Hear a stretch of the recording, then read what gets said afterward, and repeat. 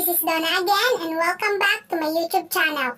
Today, gagawa po tayo ng Leche Flan. Ang gagamitin po natin dito ay yung Bear Brand Swak Pack instead of evaporated milk and condensed milk. And ito pa po ang maganda dito. 20 pesos lang makakagawa ka na ng Leche Flan. Ito po yung mga ingredients na kakailanganin natin. Gagamit po tayo dito ng Bear Brand Swak Pack, isang piraso. Kalamansi, isang piraso din. Isang pirasong itlog. 1/4 cup of water. White sugar. And gagamit din po tayo ng vanilla extract or vanilla essence. Ayun lang po yung mga kakailanganin natin. So, mag-umpisa na po tayo. First step, uunahin na po muna natin yung ating syrup.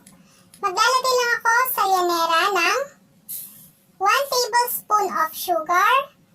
And then, mag-add po tayo dito ng 1 tablespoon din ng water. Tapos, isasalang lang natin to sa apoy para mag-caramelize yung ating sugar.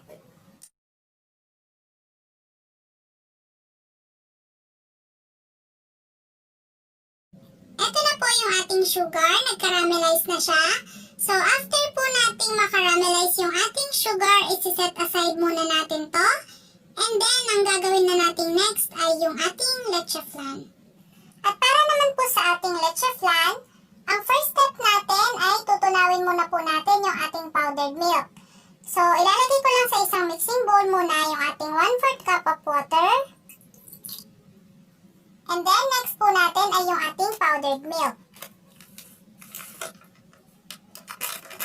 Tapos, lalagyan po natin to ng 4 tablespoon of sugar.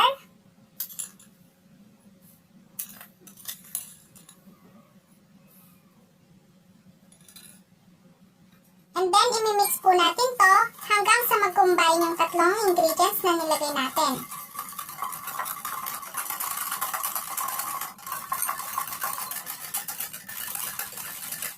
After mixing, ang next po natin ilalagay ay yung ating isang pirasong itlog.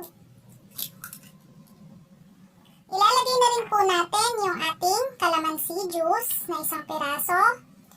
And 1 tablespoon of or 1 teaspoon of vanilla extract. So, kalahati lang nitong ating kutsara.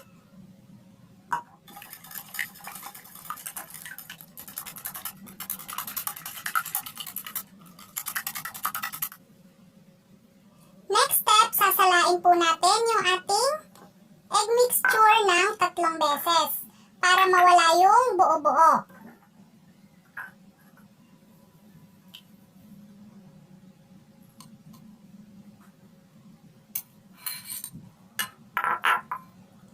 Ayan po, kung makikita nyo, may mga buo-buo talaga siya. So, dapat matanggal natin yung mga yan.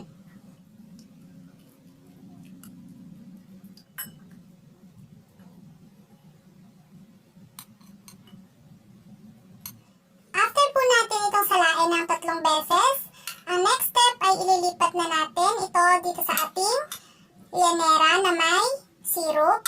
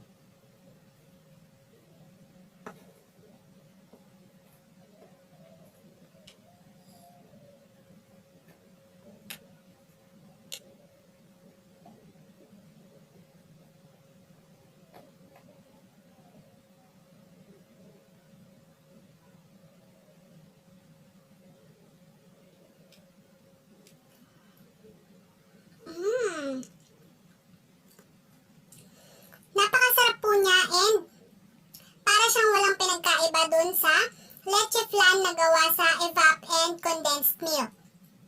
Try nyo po ito, napakadali lang gawin and napakamura lang. 20 pesos lang makakagawa ka na nito. So sana po ma-try nyo to sa inyong mga bahay.